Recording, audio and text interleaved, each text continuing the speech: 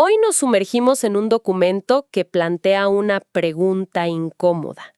¿Debe prevalecer la legitimidad histórica o la estabilidad jurídica internacional en un contexto donde los recursos energéticos redefinen el valor del territorio? Bienvenidos a un nuevo Deep Dive de Strategic Labs. Recuerden que tienen los links originales en la descripción. Y, a ver, creo que hoy más que nunca vamos a necesitar revisar esos links, porque el tema es denso. Muy denso. O sea, vamos a necesitar tiempo para desempacar todo esto, porque estamos hablando del Esequibo, una franja gigantesca de 160,000 kilómetros cuadrados, selva densa, ríos inmensos, todo esto ubicado justo entre Venezuela y Guyana. Sí, un territorio inmenso. Y es un conflicto que, si somos honestos, parecía condenado a acumular polvo en los estantes de la diplomacia sudamericana durante más de un siglo. Pero hoy es una olla de presión geopolítica que podría arrastrar a potencias globales. Tal cual. Y antes de entrar en materia, y considerando, digamos, la naturaleza de los documentos que tenemos sobre la mesa, creo que es imperativo establecer las reglas de nuestro análisis para quienes nos escuchan. Claro, me parece fundamental. Porque el dossier que estamos revisando contiene posturas políticas, jurídicas e históricas diametralmente opuestas sobre una herida territorial que está sumamente abierta. Por lo tanto, en este espacio no tomamos partido. Exacto. Cero posturas personales aquí. Nuestra misión exclusiva es reportar, desglosar y explicar los mecanismos detrás de los argumentos de ambas naciones. No estamos aquí para avalar ninguna narrativa ni para emitir un veredicto, sino para diseccionar la anatomía de un conflicto excepcionalmente complejo. Ese encuadre es vital, de verdad. No somos jueces internacionales, somos analistas del tablero. Y, a ver, para que nuestra audiencia dimensione el nivel de tensión en la superficie, imaginen un escenario cotidiano. Un terreno baldío entre dos casas. Esa analogía es muy buena. Los vecinos llevan décadas cruzando miradas de desconfianza por la cerca, discutiendo los límites en voz baja, pero sin mayor urgencia porque, al fin y al cabo, es solo maleza. Claro, no hay apuro. Exacto. Hasta que una tarde, un geólogo perfora el suelo y descubre la mina de oro más prolífica de todo el continente justo debajo de ese césped. Y ahí todo cambia. La urgencia, la diplomacia y la agresividad cambian en cuestión de segundos. Eso, llevado a una escala de miles de millones de dólares y soberanía nacional, es exactamente lo que está pasando aquí. Es una imagen perfecta. Y para entender el momento actual, tenemos que examinar detalladamente esa mina de oro, entre comillas, porque el detonante de esta crisis contemporánea no es un cambio de ideología política, ni en Caracas ni en Georgetown. No, para nada. El catalizador es puramente geológico y, por consiguiente, económico. Todo el paradigma de este letargo diplomático se fractura en el año 2015. Con la entrada en escena de ExxonMobil. Exactamente, en el llamado bloque Stabroek. Pero, a ver, reducir esto a un simple hallazgo de petróleo sería subestimar muchísimo el impacto tectónico en la región. O sea, los datos del documento son abrumadores. Son una locura. No encontraron un pozo tradicional. Descubrieron un océano de crudo liviano de altísima calidad frente a las costas del territorio en disputa. Estamos hablando de reservas recuperables estimadas en más de 11,000 millones de barriles. ¡Wow! Es que el número marea.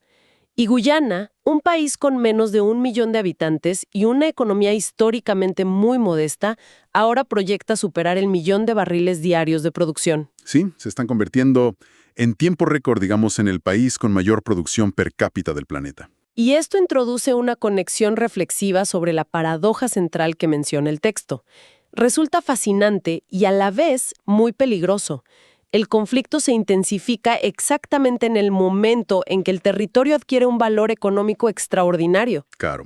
O sea, la riqueza, en lugar de traer paz comercial, funciona como combustible directo para la tensión.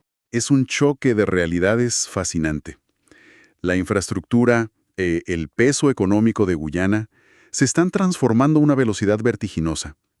Y el valor exponencial que adquieren esas aguas territoriales hace que la inacción tenga un costo incalculable para ambas partes. Ahí radica el núcleo del peligro, me parece. Mientras más plataformas petroleras se instalan en el mar, más sube la temperatura militar y retórica. Totalmente. Y resulta fascinante leer cómo el status quo regional, que se caracterizaba por una convivencia muy pacífica, porque América del Sur rara vez ve guerras entre estados modernos, bueno, de repente se ve amenazado. Sí, porque el incentivo económico ahora supera el costo de mantener la paz. El tiempo se agota. Tal cual. Sin embargo, pensar que este conflicto nace con una plataforma petrolera en 2015 es una lectura muy incompleta. Las fuentes nos obligan a descender a un laberinto histórico y legal muy profundo. La historia colonial. Sí, la matriz de este desencuentro está anclada en la época de la colonización europea. Durante los siglos XVIII y XIX, España, el Reino Unido, los Países Bajos, trazaron líneas en mapas desde Europa sobre una geografía que, ni siquiera habían explorado por completo. Claro, eran fronteras basadas en ríos que nadie había navegado hasta su origen. Fronteras superdifusas, exacto. Y aquí es donde empieza el choque de versiones.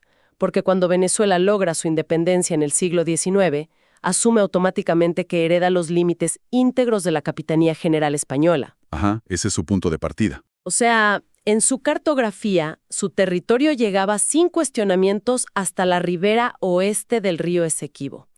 Pero, del otro lado de la selva, el Imperio Británico, que había adquirido los asentamientos holandeses creando la Guayana Británica, empezó a expandir sus fronteras hacia el oeste. Atraídos, curiosamente, por otra fiebre de recursos. En aquel entonces, eran las minas de oro en la cuenca del río Cuyuní. La historia siempre rima, ¿no? Tal cual. Y esa expansión británica empujó a Venezuela a buscar apoyo internacional.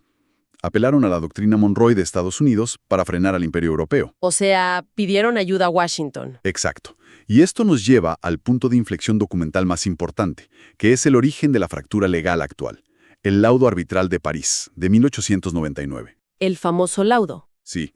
Para frenar la escalada, se conformó un tribunal internacional en París, para decidir, de una vez por todas, dónde se trazaba la línea.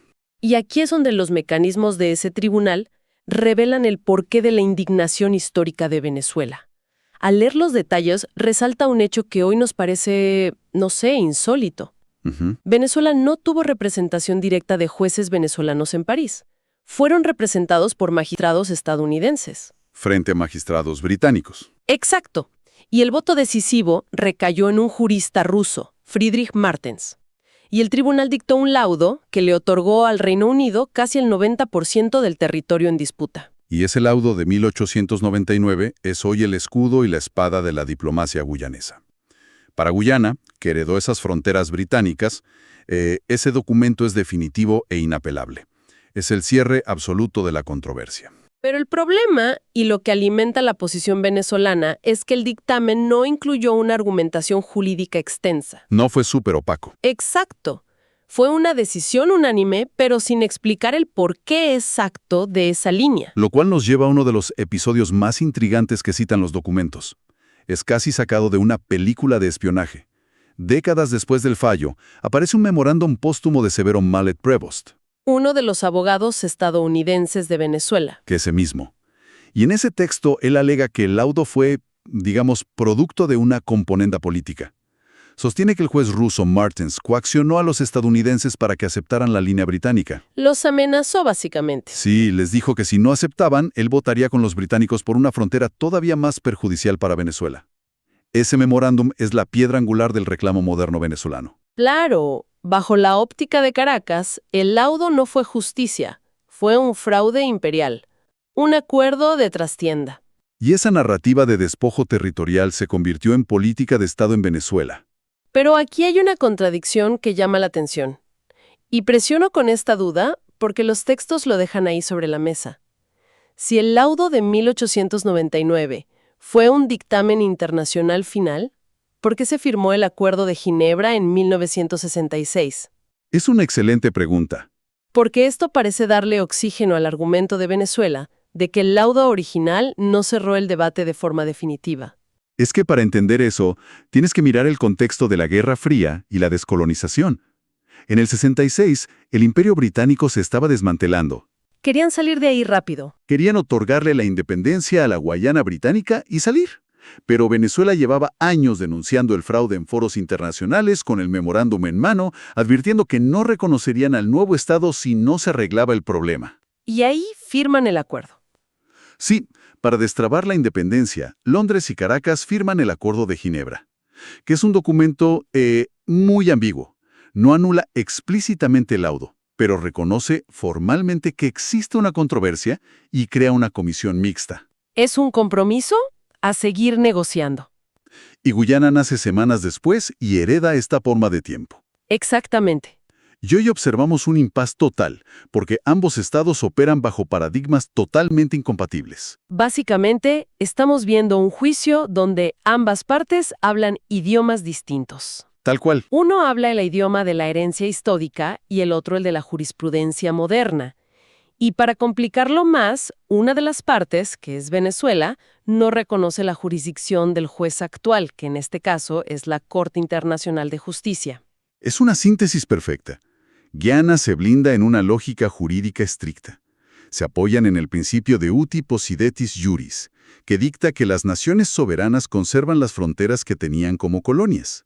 Y el derecho internacional ama ese principio, porque si no existiera, el mapa de África y de América del Sur habría sido un campo de batalla permanente, con cada nación intentando redibujar sus fronteras previas a la llegada europea. Exacto. Abrir esa caja de Pandora atenta contra la estabilidad global. Por eso Guyana llevó el caso a la CIJ, pidiendo que validen el laudo de 1899. Mientras que Venezuela despliega su lógica histórica y rechaza a la Corte diciendo que el único mecanismo es el diálogo directo del Acuerdo de Ginebra. Lo que genera un vacío legal inmanejable. O sea, ¿cómo implementa la comunidad internacional un fallo contra un Estado que optó por no reconocer al juez? No puede, al menos no sin usar la fuerza. Y por eso, la disputa abandona a los abogados y entra de lleno en el tablero geopolítico global. Y el término escalada controlada que usan las fuentes suena a un juego de ajedrez muy tenso. Nadie quiere patear el tablero, pero ambos mueven piezas de gran peso militar y económico cada vez más cerca del jaque mate. Un error de cálculo aquí podría involucrar a potencias globales en una región que históricamente ha sido muy estable. Y el dossier es claro sobre los jugadores. Estados Unidos respalda a Guyana y a empresas como ExxonMobil, alineando su peso diplomático e incluso realizando ejercicios con su Comando Sur. Y Brasil observa con mucha ansiedad. Claro, tienen frontera con ambos y sufrirían consecuencias masivas. Ya han tenido que movilizar tropas a Roraima de forma preventiva. Todo mientras Guyana emite más licencias petroleras y Venezuela responde con incursiones, leyes restrictivas y referéndums. Es un deterioro constante del status quo. Y eso nos lleva a los 4 escenarios futuros que plantea el dossier. A ver, repasémoslos. Primero, resolución legal vía la CIJ. Probabilidad de acatamiento casi nula. Por lo que ya explicamos, Venezuela no lo reconocería. Exacto. Segundo, continuidad del status quo. Guyana sigue extrayendo crudo, Venezuela presiona diplomáticamente. Es el escenario más probable a corto plazo. Pero a la vez es el más inestable, porque la presión sube cada día que pasa. Tal cual. El tercer escenario es la escalada limitada. Bloqueos navales, incidentes asimétricos, hostigamiento a plataformas. Algo para encarecer el costo de operar ahí. Sí. Y el cuarto, un conflicto de alta intensidad. Guerra abierta. Y el hecho de que el conflicto de alta intensidad sea de una probabilidad baja pero creciente, me parece la verdadera señal de alarma de los documentos. Depender de que nadie cometa un error no es una estrategia de seguridad. Un error de comunicación en aguas disputadas puede encender la mecha y destruiría la reputación de Sudamérica como región libre de conflictos. Hemos pasado décadas donde la reclamación era solo un mapa rayado en las escuelas. Y hoy, la presencia masiva de hidrocarburos convirtió ese mapa en el centro de la geopolítica regional. Y eso me lleva a una última reflexión para cerrar. Adelante. Los textos nos muestran que el valor económico del territorio es el gran acelerador actual. Para quienes nos escuchan y les gusta analizar macrotendencias, piensen en esto. A ver. Si el mundo avanza hacia una transición energética donde el petróleo eventualmente perderá valor, ¿podría ser esta urgencia por extraer la mayor cantidad de crudo lo más rápido posible lo que realmente está haciendo tic-tac como una bomba de tiempo en la región? ¡Wow!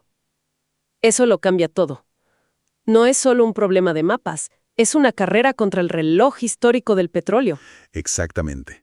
La ventana se está cerrando. Llegamos al final de este extenso análisis. Si les sumó valor, compartan y suscríbanse a Strategic Labs. Hasta la